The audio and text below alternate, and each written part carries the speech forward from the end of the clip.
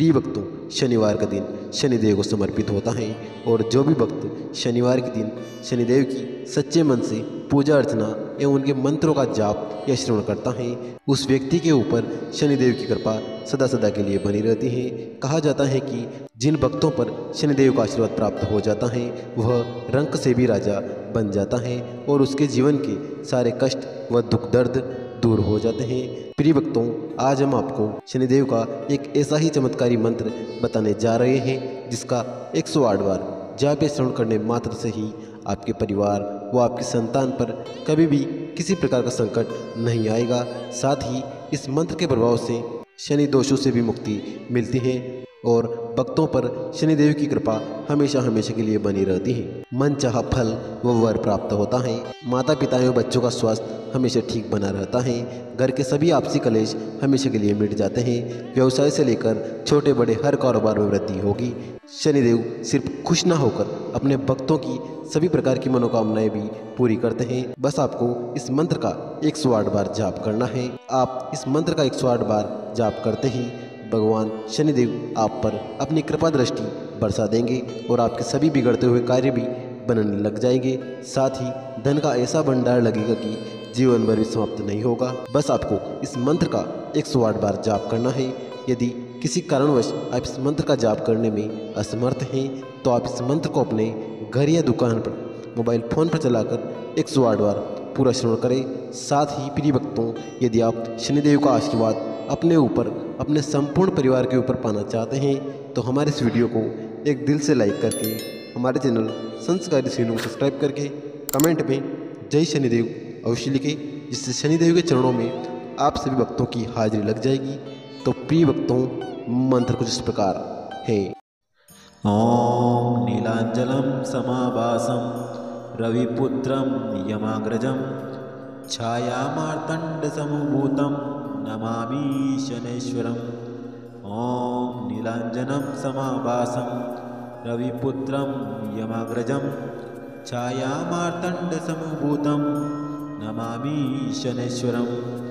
Om नीलांजनम समाभासम रविपुत्रम यमाग्रजम छायामार्तंड समूभूतम Namami शनैश्वरम।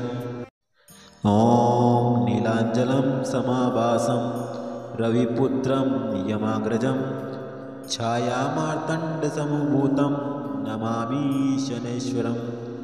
Om नीलांजनम समाभासम रविपुत्रम यमाग्रजम छायामार्तंड समूभूतम Namami शनैश्वरम।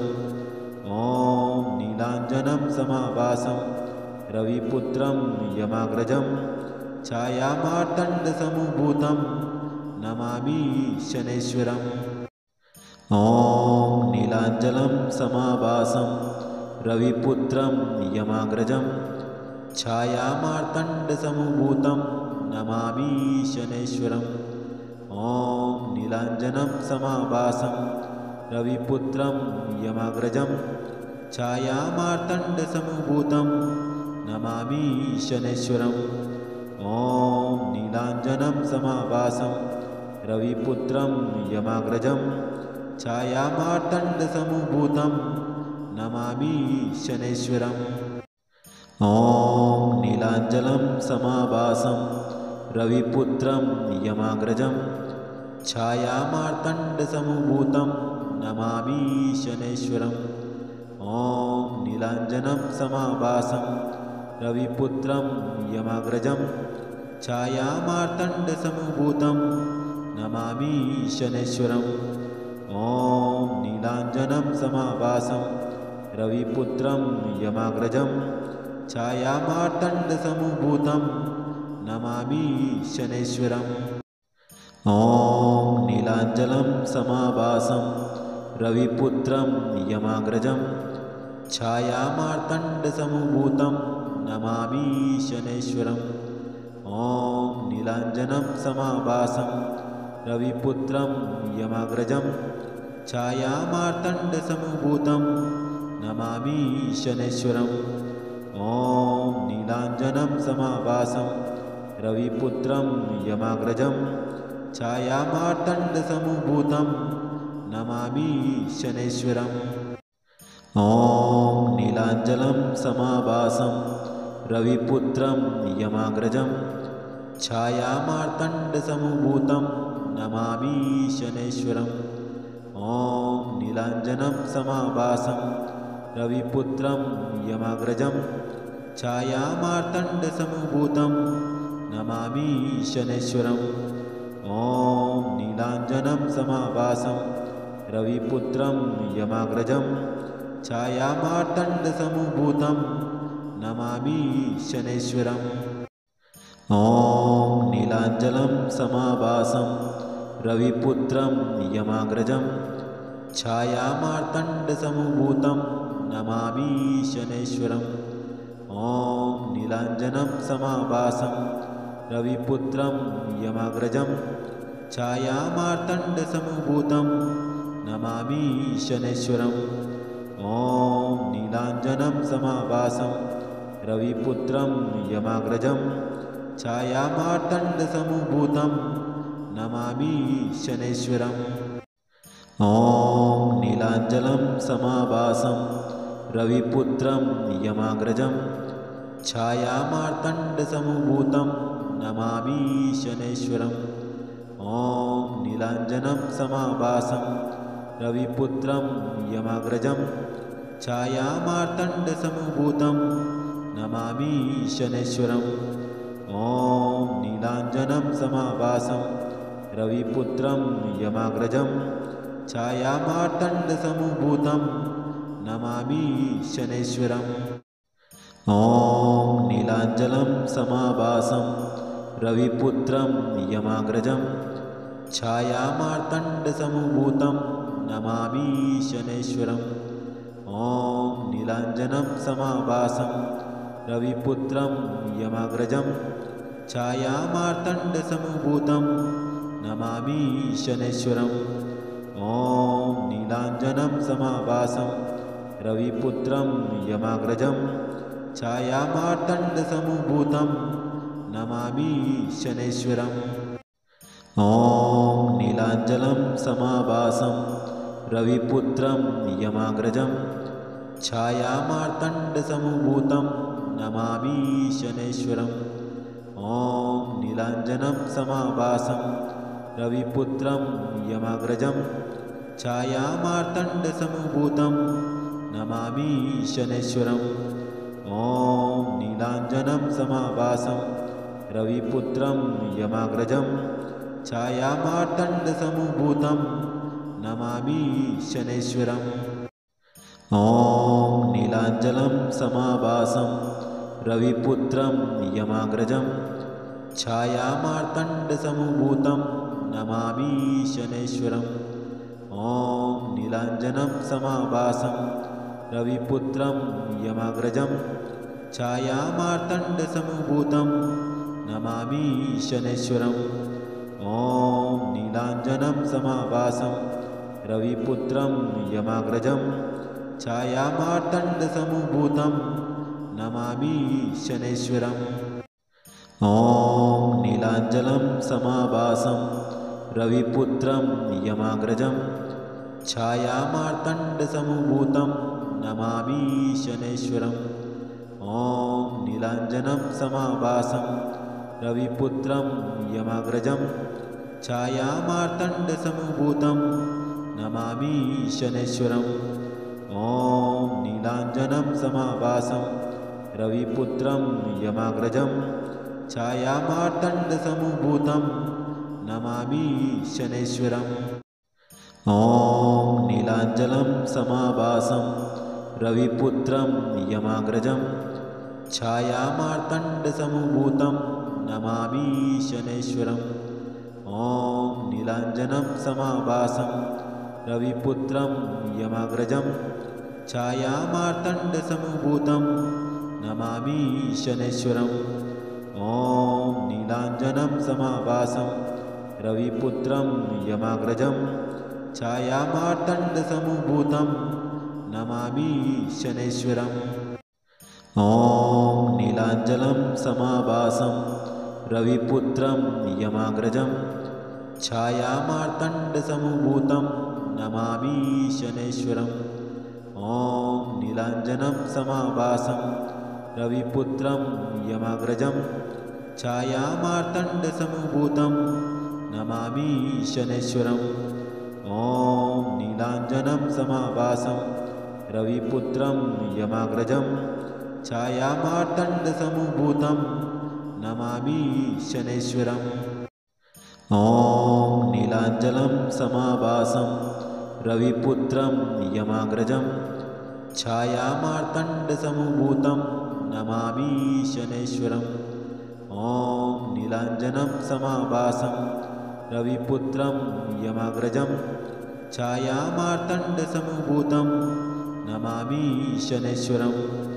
Om नीलाञ्जनं समाभासं रविपुत्रं यमाग्रजं छायामार्तण्डसमभूतं Namami शनैश्वरम्।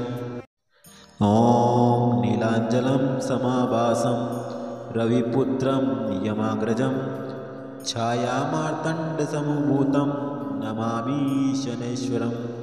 Om नीलाञ्जनं समाभासं रविपुत्रं यमाग्रजं छायामार्तण्डसमभूतं Namami शनैश्वरम्। Om नीलाञ्जनं समाभासं रविपुत्रं यमाग्रजं छायामार्तण्डसमभूतं Namami शनैश्वरम्। Om नीलाञ्जनं समाभासं रविपुत्रं यमाग्रजं छायामार्तण्डसमभूतं Namami शनैश्वरम्। Om नीलाञ्जनं समाभासं रविपुत्रं यमाग्रजं छायामार्तण्डसमभूतं Namami शनैश्वरम्। Om नीलाञ्जनं समाभासं रविपुत्रं यमाग्रजं छायामार्तण्डसमभूतं Namami शनैश्वरम्। Om नीलाञ्जनं समाभासं रविपुत्रं यमाग्रजं छायामार्तण्डसमभूतं Namami शनैश्वरम्। Om नीलाञ्जनं समाभासं रविपुत्रं यमाग्रजं छायामार्तण्डसमभूतं Namami शनैश्वरम्। Om नीलाञ्जनं समाभासं रविपुत्रं यमाग्रजं छायामार्तण्डसमभूतं Namami शनैश्वरम्। Om नीलाञ्जनं समाभासं रविपुत्रं यमाग्रजं छायामार्तण्डसमभूतं Namami शनैश्वरम्। Om नीलाञ्जनं समाभासं रविपुत्रं यमाग्रजं छायामार्तण्डसमभूतं Namami शनैश्वरम्। Om नीलाञ्जनं समाभासं रविपुत्रं यमाग्रजं छायामार्तण्डसमभूतं Namami शनैश्वरम्। Om नीलाञ्जनं समाभासं रविपुत्रं यमाग्रजं छायामार्तण्डसमभूतं Namami शनैश्वरम्। Om नीलाञ्जनं समाभासं रविपुत्रं यमाग्रजं छायामार्तण्डसमभूतं Namami शनैश्वरम्। Om नीलाञ्जनं समाभासं रविपुत्रं यमाग्रजं छायामार्तण्डसमभूतं Namami शनैश्वरम्। Om नीलाञ्जनं समाभासं रविपुत्रं यमाग्रजं छायामार्तण्डसमभूतं Namami शनैश्वरम्। Om नीलाञ्जनं समाभासं रविपुत्रं यमाग्रजं छायामार्तण्डसमभूतं Namami शनैश्वरम्। Om नीलाञ्जनं समाभासं रविपुत्रं यमाग्रजं छायामार्तण्डसमभूतं Namami शनैश्वरम्। Om नीलाञ्जनं समाभासं रविपुत्रं यमाग्रजं छायामार्तण्डसमभूतं Namami शनैश्वरम्। Om नीलाञ्जनं समाभासं रविपुत्रं यमाग्रजं छायामार्तण्डसमभूतं Namami शनैश्वरम्। Om नीलाञ्जनं समाभासं रविपुत्रं यमाग्रजं छायामार्तण्डसमभूतं Namami शनैश्वरम्। Om नीलाञ्जनं समाभासं रविपुत्रं यमाग्रजं छायामार्तण्डसमभूतं Namami शनैश्वरम्। Om नीलाञ्जनं समाभासं रविपुत्रं यमाग्रजं छायामार्तण्डसमभूतं Namami शनैश्वरम्। Om नीलाञ्जनं समाभासं रविपुत्रं यमाग्रजं छायामार्तण्डसमभूतं Namami शनैश्वरम्। Om नीलाञ्जनं समाभासं रविपुत्रं यमाग्रजं छायामार्तण्डसमभूतं Namami शनैश्वरम्। Om नीलाञ्जनं समाभासं रविपुत्रं यमाग्रजं छायामार्तण्डसमभूतं Namami शनैश्वरम्। Om नीलाञ्जनं समाभासं रविपुत्रं यमाग्रजं छायामार्तण्डसमभूतं Namami शनैश्वरम्। Om नीलाञ्जनं समाभासं रविपुत्रं यमाग्रजं छायामार्तण्डसमभूतं Namami शनैश्वरम्। Om नीलाञ्जनं समाभासं रविपुत्रं यमाग्रजं छायामार्तण्डसमभूतं Namami शनैश्वरम्। Om नीलाञ्जनं समाभासं रविपुत्रं यमाग्रजं छायामार्तण्डसमभूतं Namami शनैश्वरम्। Om नीलाञ्जनं समाभासं रविपुत्रं यमाग्रजं छायामार्तण्डसमभूतं Namami शनैश्वरम्। Om नीलाञ्जनं समाभासं रविपुत्रं यमाग्रजं छायामार्तण्डसमभूतं Namami शनैश्वरम्। Om नीलाञ्जनं समाभासं रविपुत्रं यमाग्रजं छायामार्तण्डसमभूतं Namami शनैश्वरम्। Om नीलाञ्जनं समाभासं रविपुत्रं यमाग्रजं छायामार्तण्डसमभूतं Namami शनैश्वरम्। Om नीलाञ्जनं समाभासं रविपुत्रं यमाग्रजं छायामार्तण्डसमभूतं Namami शनैश्वरम्।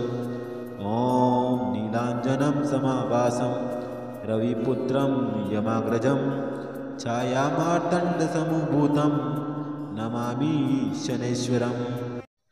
Om नीलाञ्जनं समाभासं रविपुत्रं यमाग्रजं छायामार्तण्डसमभूतं Namami शनैश्वरम्।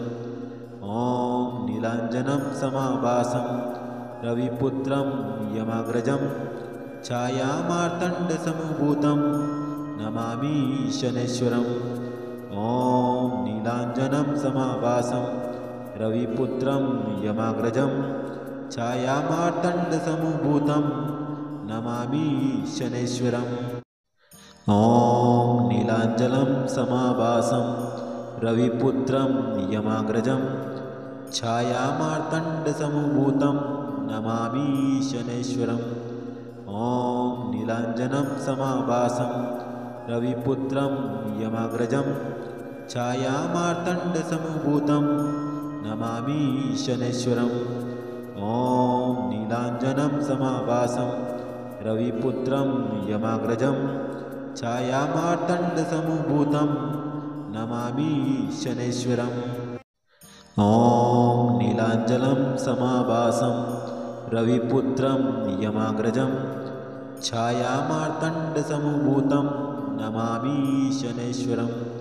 Om नीलाञ्जनं समाभासं रविपुत्रं यमाग्रजं छायामार्तण्डसमभूतं Namami शनैश्वरम्।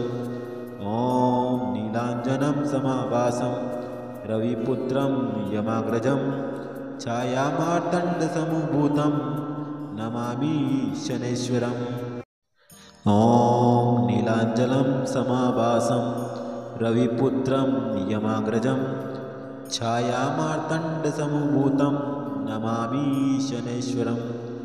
Om नीलाञ्जनं समाभासं रविपुत्रं यमाग्रजं छायामार्तण्डसमुभूतं Namami शनैश्वरम्। Om नीलाञ्जनं समाभासं रविपुत्रं यमाग्रजं छायामार्तण्डसमुभूतं Namami शनैश्वरम्। Om नीलाञ्जनं समाभासं रविपुत्रं यमाग्रजं छायामार्तण्डसमुभूतं Namami शनैश्वरम्। Om नीलाञ्जनं समाभासं रविपुत्रं यमाग्रजं छायामार्तण्डसमुभूतं Namami शनैश्वरम्। Om नीलाञ्जनं समाभासं रविपुत्रं यमाग्रजं छायामार्तण्डसमुभूतं Namami शनैश्वरम्। Om नीलाञ्जनं समाभासं रविपुत्रं यमाग्रजं छायामार्तण्डसमुभूतं Namami शनैश्वरम्। Om नीलाञ्जनं समाभासं रविपुत्रं यमाग्रजं छायामार्तण्डसमुभूतं Namami शनैश्वरम्। Om नीलाञ्जनं समाभासं रविपुत्रं यमाग्रजं छायामार्तण्डसमुभूतं Namami शनैश्वरम्। Om नीलाञ्जनं समाभासं रविपुत्रं यमाग्रजं छायामार्तण्डसमुभूतं Namami शनैश्वरम्। Om नीलाञ्जनं समाभासं रविपुत्रं यमाग्रजं छायामार्तण्डसमुभूतं Namami शनैश्वरम्। Om नीलाञ्जनं समाभासं रविपुत्रं यमाग्रजं छायामार्तण्डसमुभूतं Namami शनैश्वरम्। Om नीलाञ्जनं समाभासं रविपुत्रं यमाग्रजं छायामार्तण्डसमुभूतं Namami शनैश्वरम्। Om नीलाञ्जनं समाभासं रविपुत्रं यमाग्रजं छायामार्तण्डसमुभूतं Namami शनैश्वरम्। Om नीलाञ्जनं समाभासं रविपुत्रं यमाग्रजं छायामार्तण्डसमुभूतं Namami शनैश्वरम्। Om नीलाञ्जनं समाभासं रविपुत्रं यमाग्रजं छायामार्तण्डसमुभूतं Namami शनैश्वरम्। Om नीलाञ्जनं समाभासं रविपुत्रं यमाग्रजं छायामार्तण्डसमुभूतं Namami शनैश्वरम्। Om नीलाञ्जनं समाभासं रविपुत्रं यमाग्रजं छायामार्तण्डसमुभूतं Namami शनैश्वरम्। Om नीलाञ्जनं समाभासं रविपुत्रं यमाग्रजं छायामार्तण्डसमुभूतं Namami शनैश्वरम्। Om नीलाञ्जनं समाभासं रविपुत्रं यमाग्रजं छायामार्तण्डसमुभूतं Namami शनैश्वरम्। Om नीलाञ्जनं समाभासं रविपुत्रं यमाग्रजं छायामार्तण्डसमुभूतं Namami शनैश्वरम्। Om नीलाञ्जनं समाभासं रविपुत्रं यमाग्रजं छायामार्तण्डसमुभूतं Namami शनैश्वरम्। Om नीलाञ्जनं समाभासं रविपुत्रं यमाग्रजं छायामार्तण्डसमुभूतं Namami शनैश्वरम्। Om नीलाञ्जनं समाभासं रविपुत्रं यमाग्रजं छायामार्तण्डसमुभूतं Namami शनैश्वरम्। Om नीलाञ्जनं समाभासं रविपुत्रं यमाग्रजं छायामार्तण्डसमभूतं Namami शनैश्वरम्। Om नीलाञ्जनं समाभासं रविपुत्रं यमाग्रजं छायामार्तण्डसमभूतं Namami शनैश्वरम्। Om नीलाञ्जनं समाभासं रविपुत्रं यमाग्रजं छायामार्तण्डसमभूतं Namami शनैश्वरम्। Om नीलाञ्जनं समाभासं रविपुत्रं यमाग्रजं छायामार्तण्डसमभूतं Namami शनैश्वरम्। Om नीलाञ्जनं समाभासं रविपुत्रं यमाग्रजं छायामार्तण्डसमभूतं Namami शनैश्वरम्। Om नीलाञ्जनं समाभासं रविपुत्रं यमाग्रजं छायामार्तण्डसमभूतं Namami शनैश्वरम्। Om नीलाञ्जनं समाभासं रविपुत्रं यमाग्रजं छायामार्तण्डसमभूतं Namami शनैश्वरम्। Om नीलाञ्जनं समाभासं रविपुत्रं यमाग्रजं छायामार्तण्डसमभूतं Namami शनैश्वरम्। Om नीलाञ्जनं समाभासं रविपुत्रं यमाग्रजं छायामार्तण्डसमभूतं Namami शनैश्वरम्। Om नीलाञ्जनं समाभासं रविपुत्रं यमाग्रजं छायामार्तण्डसमभूतं Namami शनैश्वरम्। Om नीलाञ्जनं समाभासं रविपुत्रं यमाग्रजं छायामार्तण्डसमभूतं Namami शनैश्वरम्। Om नीलाञ्जनं समाभासं रविपुत्रं यमाग्रजं छायामार्तण्डसमभूतं Namami शनैश्वरम्। Om नीलाञ्जनं समाभासं रविपुत्रं यमाग्रजं छायामार्तण्डसमभूतं Namami शनैश्वरम्। Om नीलाञ्जनं समाभासं रविपुत्रं यमाग्रजं छायामार्तण्डसमभूतं Namami शनैश्वरम्। Om नीलाञ्जनं समाभासं रविपुत्रं यमाग्रजं छायामार्तण्डसमभूतं Namami शनैश्वरम्। Om नीलाञ्जनं समाभासं रविपुत्रं यमाग्रजं छायामार्तण्डसमभूतं Namami शनैश्वरम्। Om नीलाञ्जनं समाभासं रविपुत्रं यमाग्रजं छायामार्तण्डसमभूतं Namami शनैश्वरम्। Om नीलाञ्जनं समाभासं रविपुत्रं यमाग्रजं छायामार्तण्डसमभूतं Namami शनैश्वरम्। Om नीलाञ्जनं समाभासं रविपुत्रं यमाग्रजं छायामार्तण्डसमभूतं Namami शनैश्वरम्। Om नीलाञ्जनं समाभासं रविपुत्रं यमाग्रजं छायामार्तण्डसमभूतं Namami शनैश्वरम्। Om नीलाञ्जनं समाभासं रविपुत्रं यमाग्रजं छायामार्तण्डसमभूतं Namami शनैश्वरम्। Om नीलाञ्जनं समाभासं रविपुत्रं यमाग्रजं छायामार्तण्डसमभूतं Namami शनैश्वरम्। Om नीलाञ्जनं समाभासं रविपुत्रं यमाग्रजं छायामार्तण्डसमभूतं Namami शनैश्वरम्। Om नीलाञ्जनं समाभासं रविपुत्रं यमाग्रजं छायामार्तण्डसमभूतं Namami शनैश्वरम्। Om नीलाञ्जनं समाभासं रविपुत्रं यमाग्रजं छायामार्तण्डसमभूतं Namami शनैश्वरम्।